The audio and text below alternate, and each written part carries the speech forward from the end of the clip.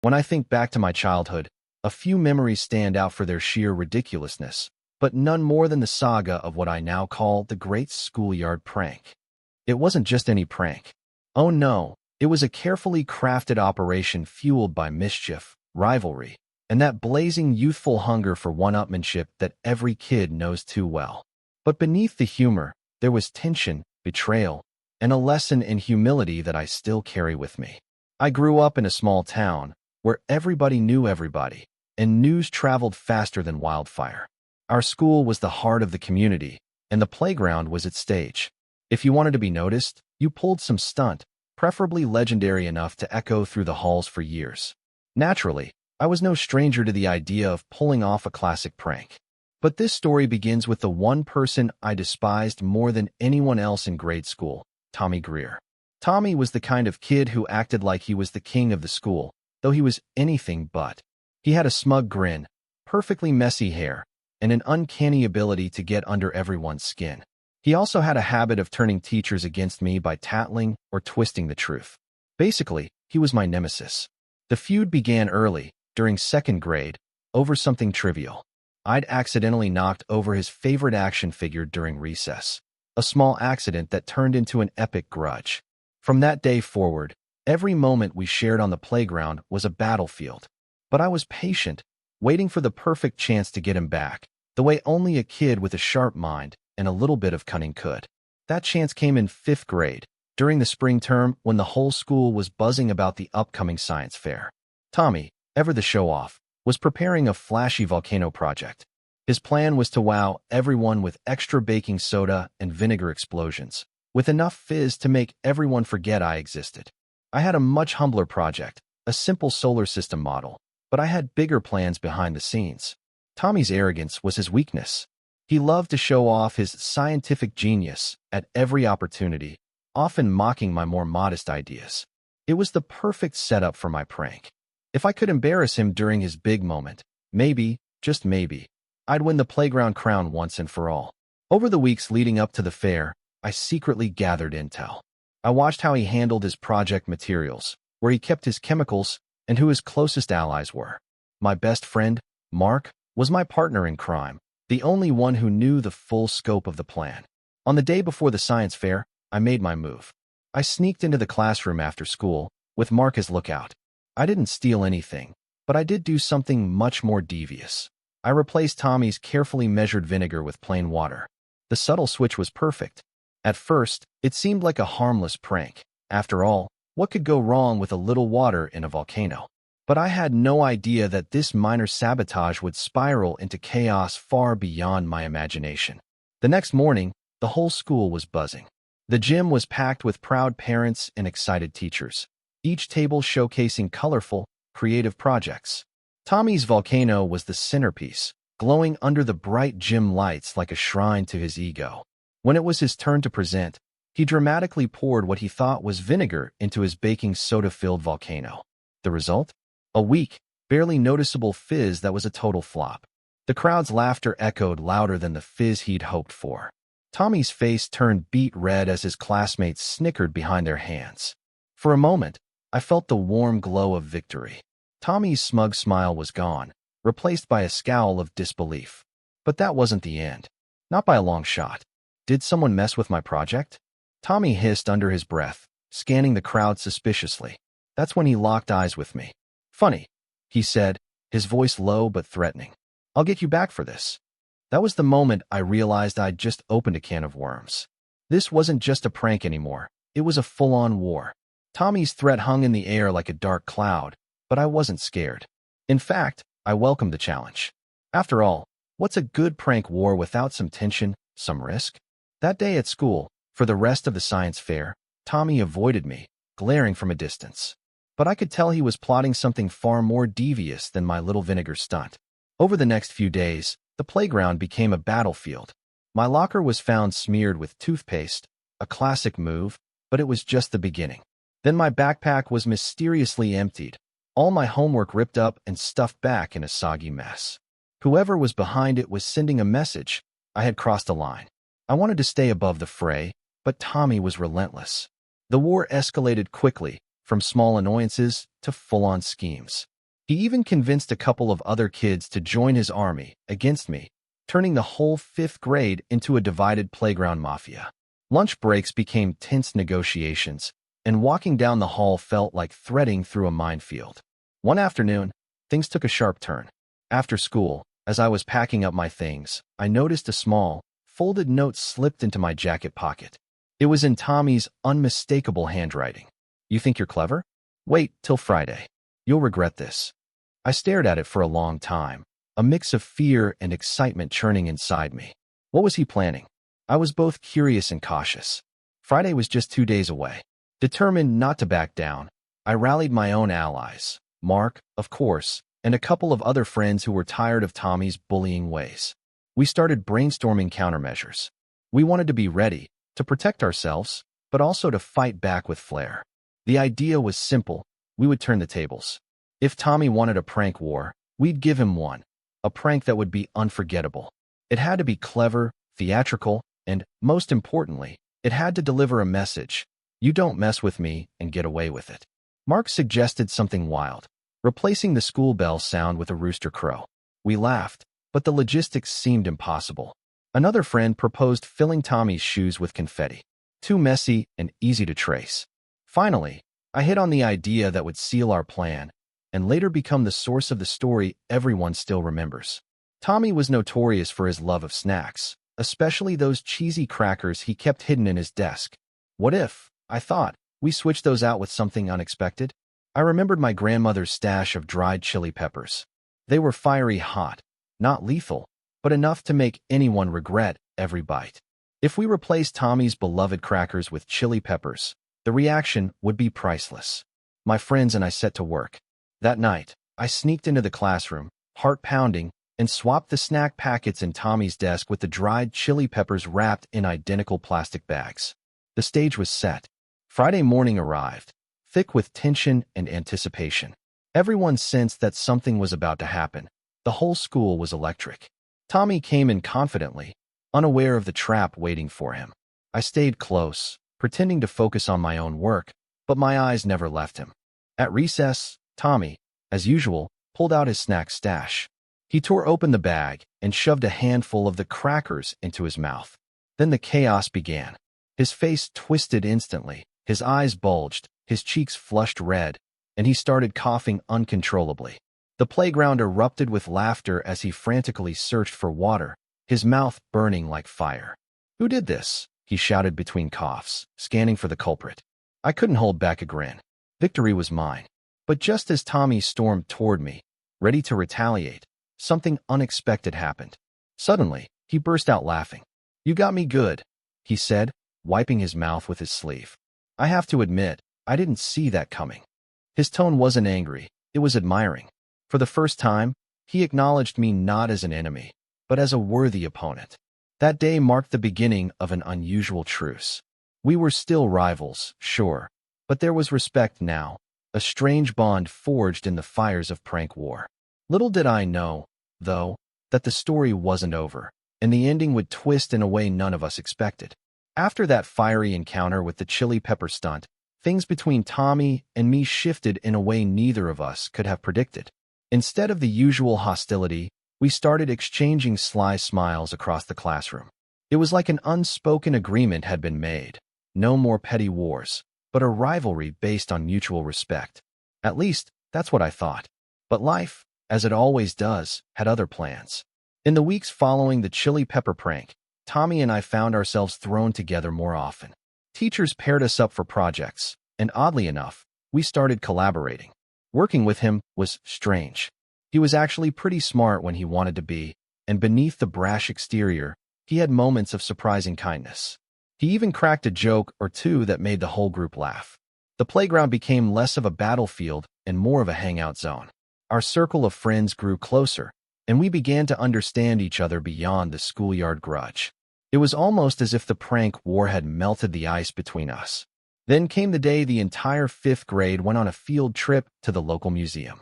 We were supposed to learn about history and science, but what happened next would be etched into my memory forever. While wandering through the exhibits, Tommy and I found ourselves standing in front of an ancient artifact. a large stone tablet covered in mysterious symbols. Our chaperone was distracted by a group of younger kids, so Tommy nudged me. "Bet you don't know what this is," he said with a grin. "Maybe." I shrugged, pretending not to care. Then, out of nowhere, Tommy slipped a small note into my hand. Curious, I unfolded it. It read, "Meet me by the big dinosaur skeleton after lunch. I have a surprise." I looked up at him, confused but intrigued. He gave me a wink and walked away. After lunch, as promised, I found Tommy by the towering dinosaur skeleton, the massive T-Rex replica that loomed over the museum hall. He was holding something behind his back. "What's this surprise?" I asked cautiously. With a dramatic flourish, he pulled out a pair of oversized, goofy-looking sunglasses with bright neon frames. "Thought you could use some style," he said with a smirk. I laughed, taking the ridiculous glasses. "You really want me to wear these?" "Absolutely," he said. "Come on, let's make the rest of the trip memorable." So, I put the sunglasses on, and for the rest of the visit, Tommy and I acted like goofballs, striking silly poses, making exaggerated dinosaur roars, and cracking jokes loud enough to turn heads. The other kids started to join in, and soon, what started as a prank between two rivals became the highlight of the trip. Even the teachers smiled, though they tried, and failed, to keep us in line. As the day wound down, I realized that Tommy, for all his flaws, was actually a good friend. Maybe the feud was just a mask for the connection we needed. But just as I was settling into this new reality, the story threw its biggest curveball yet, one that would turn my world upside down. The trip back from the museum was filled with laughter and the echo of shared memories. But the unexpected twist wasn't far behind. A few days later, at school, a rumor began circulating like wildfire. It started small, a whisper here, a giggle there, until it reached my ears in a way I couldn't ignore. "Did you hear? Tommy and Alex are best friends now." I froze when I heard it. Best friends? That wasn't quite right. We were rivals turned prank war allies, sure, but best friends? That sounded way off. Then it got worse. The rumor twisted and grew into something almost unrecognizable. Apparently, during the museum trip, Tommy and I had done more than just wear goofy sunglasses and act silly. According to the stories, we had declared ourselves the kings of the schoolyard, a pact sealed with a secret handshake and a promise to rule the playground forever. The more I tried to deny it, the louder the rumors grew. Soon, even the teachers were asking me about it. The principal, Mr. Daniels, called me into his office one afternoon, eyebrows raised, and a stern look on his face. "Alex, I hear you and Tommy are planning to take over the school," he said with a half-smile that didn't quite reach his eyes. I tried to laugh it off. "It's just a joke, sir. We're not plotting anything." But Mr. Daniels wasn't convinced. "Well, be careful. School isn't a place for kingdoms or battles." Despite my protests, the rumor snowballed, and Tommy and I found ourselves at the center of attention. Some kids admired us. Others were suspicious. It was surreal. One day, Tommy came up to me at recess with a serious look. "We should make it real," he said. "Why not actually be the kings of the schoolyard? We could organize things, make it fun." I hesitated, but the idea had a strange appeal. After all, what harm could it do? So we started small, planning fun activities, creating court roles for our friends, even drafting silly laws about recess games. For a while, it was hilarious and harmless. Kids loved it. Teachers tolerated it. Everyone had a good time. But then, things got complicated. What started as a light-hearted joke, a pretend kingdom in the middle of a school playground, began to take on a life of its own. Kids were actually following our silly laws, and some teachers started to notice more than they liked. At first, it was all fun and games. We appointed ministers of fun, organized relay races and dodgeball tournaments, and even declared Wednesdays no homework days, which, unsurprisingly, made us wildly popular. But power, even playground power, has a way of changing things. One afternoon, during lunch, Tommy and I got into a heated argument over one of our decrees. He wanted to ban tag during recess because it was too chaotic. I argued that tag was the most popular game and banning it would upset too many kids.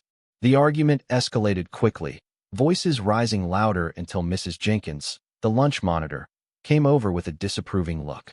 "Boys, settle down," she said firmly. "This isn't a royal court, it's a school." We reluctantly cooled down, but the tension lingered. Word had spread that our kingdom was causing divisions. Some kids were upset by the rules, and others felt excluded. The magic of the prank war had morphed into something much bigger and less controllable. Then came the day that changed everything. Our kingdom held its first official court meeting on the playground. Kids gathered around us, eager to hear new rules and updates. Tommy was standing on the bench like a monarch, ready to address the crowd. But just as he was about to speak, a loud, unexpected sound cut through the air. The school bell ringing for recess was replaced by a strange noise, a rooster crowing. The crowd froze, eyes wide in confusion. Then, laughter erupted. Kids started pointing and laughing hysterically. Tommy's face went from confident to bewildered in seconds. Suddenly, Mrs. Roberts, the vice principal, appeared, hands on hips, clearly not amused. "All right, enough of this," she said sternly. "Who's responsible for this disruption?" Everyone turned to look at Tommy and me, the kings. The joke was on us. Someone had pulled a prank, and we were the target. It took a moment, but then Tommy burst out laughing. "Looks like the prank war isn't over after all," he said, shaking his head. And just like that, the balance of power shifted again. The rooster crowing prank was the final twist in our tangled saga. It wasn't just any prank. It was a perfect, unexpected strike that reminded us how quickly roles can reverse, especially in a world as unpredictable as a schoolyard. After the vice principal's scolding, Tommy and I exchanged looks that said, without words, "We've been outplayed." Our little kingdom dissolved as quickly as it had formed. The kids drifted away, giggling about the prank that had toppled our reign. But what followed was even more surprising. That afternoon, as I sat on the bench replaying the day's events, Tommy came up and sat next to me. For the first time, he spoke with real honesty. "You know," he said quietly, "all this fighting, pranking, it's been fun, but I guess we've wasted a lot of energy hating each other." I nodded, feeling a strange warmth I hadn't expected. "Yeah," I replied. "Maybe we were just trying to find a way to be friends." He smiled, a real smile, no smirks or sneers. "Friends, huh? I think I like that idea." From that moment, the feud was over. We weren't kings or rivals anymore. We were just two kids who'd found a way to connect through chaos and laughter. But the real kicker, the part that nobody saw coming, was yet to unfold. Life returned to normal after the collapse of our kingdom, and Tommy and I settled into a new routine. Friendly, sometimes teasing, but mostly peaceful. We laughed about the pranks, shared secrets, and even teamed up for the next science fair. The tension that had haunted those years faded, replaced by a genuine camaraderie. But the true surprise came months later, one that turned the whole story on its head. One chilly autumn afternoon, as I was walking home from school, I heard shouting from the park nearby. Curious, I ran toward the noise and found Tommy surrounded by a group of older kids, looking cornered and angry. Before I could intervene, one of the bigger boys pushed Tommy, knocking him to the ground. The others laughed and jeered, clearly enjoying the show. Without thinking, I stepped in. "Hey, leave him alone." The bullies turned their attention to me, sizing me up. I wasn't much taller or stronger, but something in my voice made them hesitate. Then, to my shock, Tommy got up, brushed himself off, and looked me straight in the eye. "You saved me," he said quietly. That moment sealed our friendship forever. But the real twist was what happened next. The leader of the bullies, a notorious troublemaker named Jake, stepped forward. He smirked, then said something no one expected. "You two make a good team. How about we join forces instead of fighting?" I blinked, stunned. Tommy grinned. "What do you say, Alex? Ready for a new kind of kingdom?" I laughed, realizing that sometimes life's greatest battles aren't fought with pranks or petty wars, but with unexpected alliances. And just like that, the story that began with childish rivalry turned into a lifelong lesson about friendship, forgiveness, and the power of unity. That day marked the beginning of something totally unexpected, the formation of a crew, a kind of neighborhood alliance between kids who had once been rivals, bullies, and loners. Tommy, Jake, me, and a handful of others started hanging out after school, not as enemies, but as a team. But here's the real kicker. The entire prank war saga that had felt so intense and personal, it turned out that almost all of it was completely misunderstood.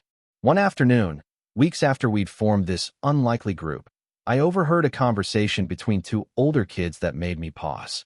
They were talking about the Great Prank War and laughing. Turns out, the Rooster Crow prank, the one that dethroned our playground kingdom, wasn't done by Tommy or me, or even Jake's group. It was orchestrated by none other than the quiet kid from my class, Sam, the one who never said much and always sat alone in the back row. Why?